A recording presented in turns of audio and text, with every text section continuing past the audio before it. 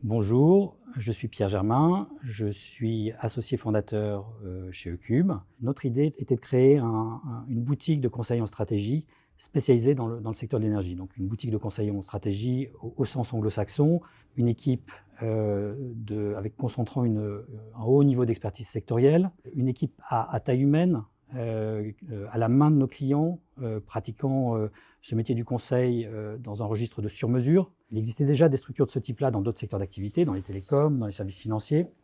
Il nous semblait que l'énergie se distinguait de ces secteurs-là, notamment parce que les enjeux qu'ils portaient transcendaient les seuls enjeux de performance des entreprises, les enjeux de productivité, et touchaient à des questions de géopolitique, des questions de société, des questions de mode de vie, et qu'à ce titre-là, les défis des entreprises de ce secteur-là devaient être adressés au bon niveau. Sur les défis que va rencontrer Ecube dans les années qui viennent, j'aimerais en citer deux.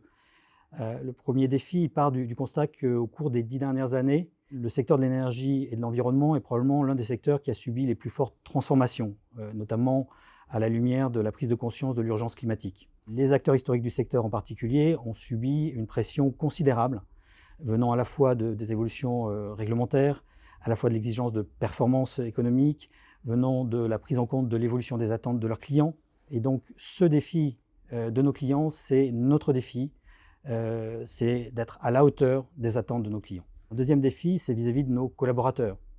Je crois que pour la plupart d'entre eux, travailler chez Ecube, c'est un peu plus qu'un job, c'est un engagement plus personnel. L'enjeu pour nous, c'est de maintenir dans la croissance ce petit supplément d'âme qui caractérise Ecube, qui fait qu'il y a cet attachement qui nous lie à nos collaborateurs, le maintenir avec une taille qui croît et la nécessaire industrialisation de notre mode de fonctionnement.